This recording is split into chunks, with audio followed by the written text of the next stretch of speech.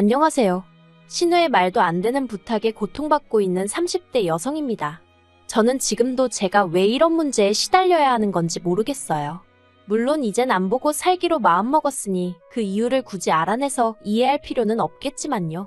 그래도 저도 뭣도 모르고 당해서 그런가 가슴에 응어리가 져서 하소연이라도 해야겠습니다. 신우도 남들 사연 듣는 거 좋아하는 눈치던데 이것도 꼭 듣고 뭐라도 깨닫는 바가 좀 있으면 좋겠네요. 남편과 저는 동갑으로 27살이 되던 해 지인의 소개로 만났습니다. 남편은 어땠는지 모르겠지만 저는 적어도 결혼을 생각하고 만난 것은 아니었어요. 그런데 1년 2년 작은 문제 하나 없이 주변 사람들이 부러워할 만큼 예쁜 연애를 했고 그렇다 보니 자연스레 결혼 이야기도 나누게 되더라고요. 그리고 사귄 지 3년이 넘어가면서 남편이 먼저 정식으로 프로포즈를 해왔습니다. 결혼하면서 친정에서 1억을 해주신 반면 시댁에서는 아무것도 안 해주셨어요. 그리고 저는 왜 아무것도 안 해주시냐 묻지 않았고 남편도 껄끄러운 부분이라 그런지 저에게 미안하다는 말만 할 뿐 무슨 상황인지는 설명해주지 않더라고요. 그런데 그 이유를 식을 올리고 나서야 알게 되었습니다. 저희 어머님 아버님은 두 분 다 공직에 계셨는데 그로 인해 당신들 직업에 대한 자부심이 상당했어요.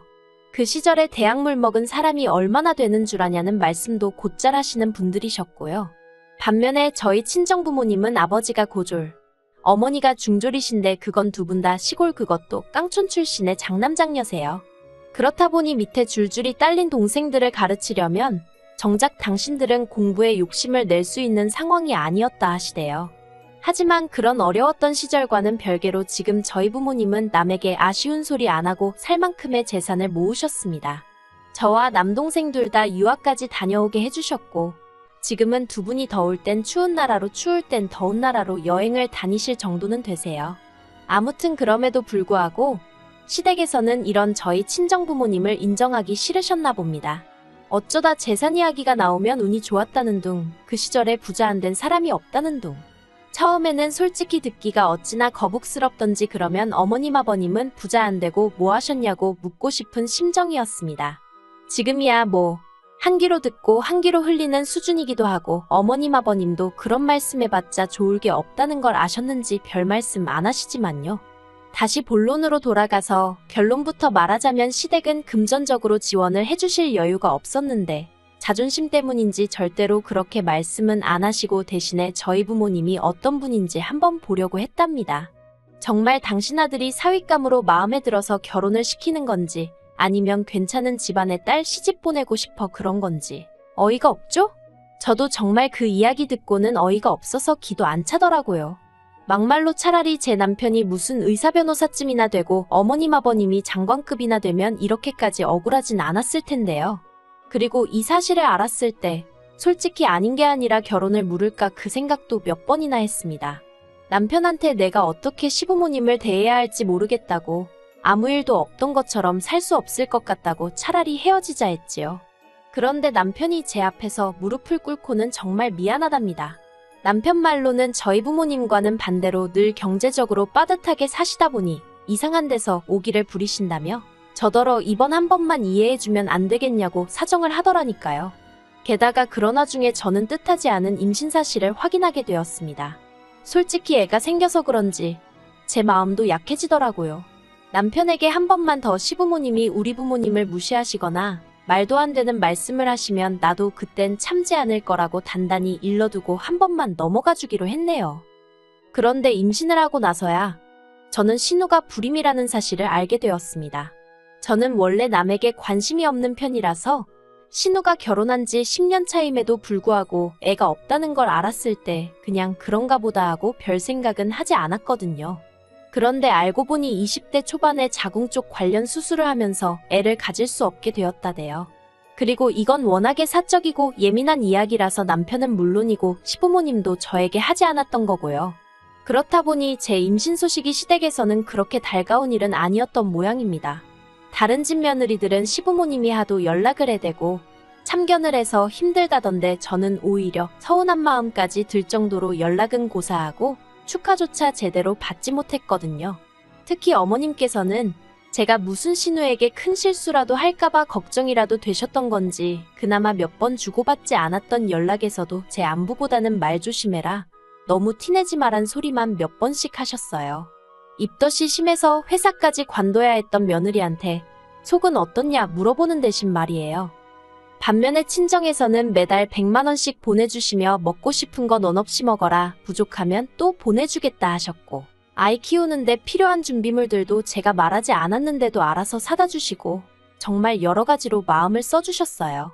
남편도 말은 안 했지만 자기가 보기에도 친정과 시댁에서 해주는 게 너무 차이가 나니까 민망해하는 눈치였지요. 그러다 어머님 생신이었습니다. 남편이 저 볼 낯이 없어서 그랬던 건지 저도 왜 그런 건지 이유는 모르겠지만 어머님한테 생활비가 빠듯해서 이번 생신 때는 따로 용돈은 못 드릴 것 같다고 그랬던 모양입니다. 그리고 저는 그 일을 신우를 통해서 알게 되었어요. 상황을 전혀 모르고 있던 와중에 신우한테 연락을 받으면서 말이에요. 살림을 어떻게 하길래 시어머니 생일도 건너뛸 만큼 돈이 없어? 혹시 친정에다 퍼나르고 있는 건 아니고? 갑자기 그게 무슨 말씀이세요? 친정에 제가 왜 돈을 퍼날라요? 오히려 친정 부모님한테 여러모로 도움받고 신세지는 상황인데요. 그리고 어머님 생신을 누가 그냥 건너뛴대요. 모여서 밥 먹기로 했잖아요. 네가 얼마나 내 동생한테 눈치를 줬으면 그 착한 애가 올해는 용돈 못 드린다고 기가 죽어서 엄마한테 전화를 했다던데. 그러게 돈이 없으면 애를 갖지를 말지. 남들 하는 걸 다 흉내내고 살려니까 이런 일이 생기는 거 아니야? 형님, 지금 무슨 말씀을 하시는 거예요? 그리고 저는 돈 있어요. 돈 없는 건 형님 동생, 그러니까 제 남편이 없는 거죠. 제가 지금 당장 직장을 안 다닌다고 남편 벌어오는 돈만 바라보고 사는 여잔 줄 아시나 본데 저 그렇게 안 사니까 걱정 마세요. 이후로 저는 신우와 완전히 거리를 두고 지내게 되었습니다. 제가 출산을 했을 때도 신우는 축하 인사조차 없었고 저도 그럴 거라 예상하고 있었기에 서운한 것도 없었어요. 다만 문득문득 우리 애가 자라서 나중에 친가 쪽 친척이라곤 고모, 그러니까 신우 하나밖에 없는데 거기랑 대면대면할 상상을 하니 마음이 좋진 않았지요. 하지만 그런 생각도 잠시뿐이었지 그렇다고 제가 먼저 신우에게 연락하고 그러고 싶진 않더라고요. 그런데 제가 애를 낳고 얼마 되지 않았을 때 친정어머니가 큰 수술을 받게 되셨습니다. 자식이라곤 저와 남동생 하나뿐이었는데 남동생은 외국에서 살고 있다 보니 제가 나설 수밖에 없는 상황이었지요. 그래서 결국 좋고 싫고를 떠나 시어머니의 도움을 받을 수밖에 없었네요. 어머님은 상황이 상황이니만큼 알겠다 하셨지만 워낙 신우가 시댁에 자주 드나들다 보니 그게 걱정이신 눈치였어요. 그런데 이게 웬걸요? 남편에게 전해 들으니 신우가 애를 그렇게 예뻐하더랍니다. 눈을 떼지 못하더라며. 게다가 어머님은 신우가 마음 상해할까봐 걱정을 많이 하셨는데 오히려 애랑 너무 잘 놀아준다며 무척 즐거워하시더군요. 그리고 그때는 신우에게 그간 쌓인 안 좋은 감정은 온데간데 없이 같은 여자로서 안쓰러운 생각이 들더라고요.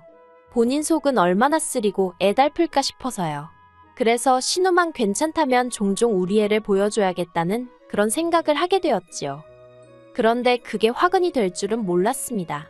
첫째 돌진하고 한 달 만에 저는 제가 둘째를 가졌다는 사실을 알게 되었어요. 생각해보면 돌잔치 하던 날도 속이 영 좋질 않아서 계속 콜라랑 사이다만 찾아대긴 했는데 솔직히 긴장해서 체한 줄로만 알았지 제가 임신 중일 거라곤 상상도 못했거든요. 아무튼 그렇게 임신 사실을 확인하자 첫째 때와 마찬가지로 계획한 임신이 아니다 보니 당황스럽긴 했지만 운명이다 생각하고 잘 키워봐야겠다 생각했어요. 그리고 사실 임신 사실보다 저를 더 당황하게 한 건 첫째 때와는 완전히 다른 시부모님, 특히나 어머님과 신우의 반응이었습니다. 어머님은 둘이나 고생스러워 어떻게 키우냐며 저를 걱정하듯 말씀하시면서도 한편으론 저더러 고생했다며 몇 번이나 수고했다, 고맙다 소리를 반복하셨지요. 그리고 그때만 해도 그 수고했다, 고맙다에 설마 그런 뜻이 숨겨져 있으리라곤 상상도 못했는데 임신 7개월 차가 돼가던 시기에 신우에게 연락을 받았습니다. 신우가 저에게 허심탄회하게 단도직입적으로 할 말이 있다며 만나자고 하더라고요. 저희 집으로 오겠다면서요. 그래서 그러라 했습니다.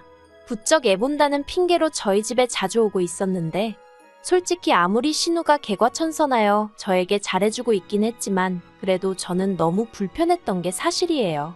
그래도 못 오게 할 수도 없었으니 그냥 마음을 비운 상황이었달까요. 그런데 그런 신우가 저더러 혹시 둘째 낳으면 놔주면 안 돼? 그러대요. 저는 제 귀를 의심했습니다. 뭘 달라고 한 것 같은데 설마 애일 거라곤 생각을 못하고 뭐라고 했냐고 다시 물었어요. 그랬더니 옳게 애 낳으면 바로 놔주면 안 될까? 나 정말 고민 많이 하고 하는 말이야. 그러니까 무조건 안 된다고 하지 말고 한번 긍정적으로 생각 좀 해봐. 우리 시댁 알지?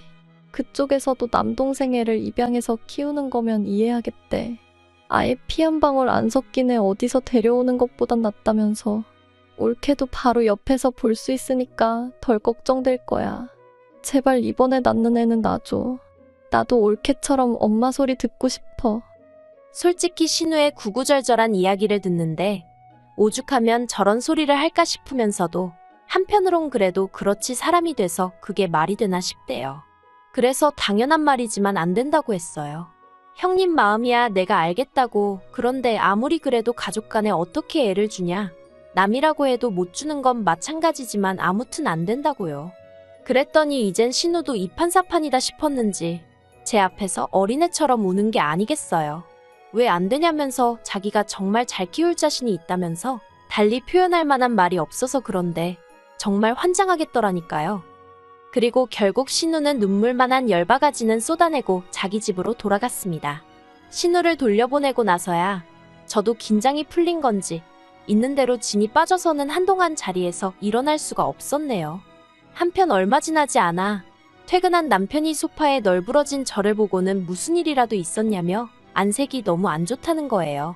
저는 고민 끝에 좀 전에 신우가 왔다 갔는데 나더러 이번에 낳는 애를 자기 달라더라며 신우와 나눴던 이야기를 전했습니다. 남편은 점점 얼굴이 울그락불그락 바뀌어 가더니 급기야 자기 누나더러 완전 미친 엑스 아니냐며 욕까지 하더라니까요. 하지만 상황은 그렇게 끝나지 않았습니다. 신우는 신우대로 어머님한테 이야기를 전한 건지 이튿날 연락도 없이 어머님이 저를 찾아오셨거든요. 그리고 처음엔 저는 어머님이 신우 대신 저에게 사과라도 하러 오신 줄 알았습니다. 어머님이 먼저 저더러 많이 놀랐겠다며 미안하다고 말문을 여셨으니까요. 그런데 그건 제 착각에 불과했습니다. 어머님은 몇 번이나 저에게 미안하다 하시면서도 사람이 궁지에 몰리면 별 생각을 다 하게 되는 법이라며 오죽하면 경우 바른 네 신우가 그런 소리를 했겠냐며 살살 신우 편을 들기 시작하셨어요. 그리고는 급기야 당신도 곰곰이 생각을 해봤는데 솔직히 아주 안 될 이야기도 아닌 것 같다나요? 옛날에는 원래 아들 없는 집이 친척 집에서 입양도 해오고 그러는 게 흔했다면서 저더러 무조건 싫다고 하지 말고 진지하게 어떤 선택이 진정으로 가족을 위한 길인지 생각해보랍니다. 그리고 현실적인 것도 무시하면 안 된다며 없는 살림에 꾸역꾸역 둘끼고 키우는 것보다 한 집에 하나씩 나눠서 잘 키우는 게 오히려 나중에 애들 입장에서는 더 고마울 수도 있다나요. 남매를 사촌지간으로 키우라는 말씀을 하시면서 어떻게 그런 말씀을 하시는지 어이가 없어서 기도 안 차더군요. 결국 참다 못한 제가 어머님 떨어 어머님이라도 정신을 차리셔야지 아무리 자식이라고 해도 그렇지 어떻게 신우의 그 비윤리적이고 비상식적인 생각에 동조를 해주실 수가 있냐 화를 냈습니다. 특히나 다른 사람도 아니고 어머님 손자들인데 말이에요. 그랬더니 어머님은 외손주가 됐든 친손주가 됐든 다 당신 핏줄이니 누가 키워도 상관없다며 당신이 바라는 건 그저 당신 자식들이 고루고루 행복했으면 하는 거랍니다. 그리고 이 모든 대화를 어머님은 모르셨겠지만 안방문 뒤에서 남편이 듣고 있었어요. 어떻게 되었던 일이냐면 어머님이 오신 걸 보고는 제가 남편더러 안방에 들어가 있으라며 남편을 안방으로 밀어넣었거든요. 어머님이랑 남편이랑 부딪히면 큰 소리 날게 뻔한 상황이었는데 저는 그 꼴을 볼 마음의 준비가 안 되어 있었으니까요. 아무튼 결국 남편이 도저히 안 되겠다 싶었는지 안방문을 열고 튀어나와서는 어머님께 아주 목에 핏대까지 세워가며 소리를 지르기 시작했습니다. 제정신이냐면서 어머니도 배 아파서 자식 낳아 키워놓고 어떻게 다른 사람한테 자식 주란 소리를 하느냐고요. 그러자 어머니가 네 누나가 남이냐며 맞불을 놓으시고 결국 남편이 어머님 떨어 앞으로 2번 다시 내 새끼들 볼 생각 말라며 아주 악을 썼습니다. 어머니는 오늘부로 손주 둘을 잃은 거나 마찬가지라면서요. 그리고 그 싸움을 마지막으로 지금까지 어머님과는 연락하지 않고 지내고 있습니다. 아버님은 이 모든 사단이 당신 딸과 아내인 어머님 때문이 맞다 하시면서 저희더러 마음 가는 대로 알아서 하라고 하셨어요.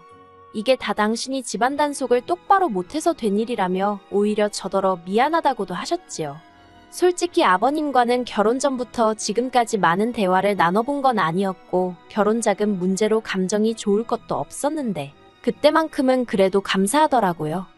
이제 예정대로라면 저는 2주 안에 아들을 만나게 됩니다. 애를 처음 낳아보는 것도 아닌데 가슴이 울렁거리고 벌써 설레고 그러네요. 어머님은 물론이고 신우에게도 절대로 소식을 알리지 않을 생각입니다. 아버님께서 당신한테도 알리지 말라고 하셔서 사진만 보내드리기로 했어요.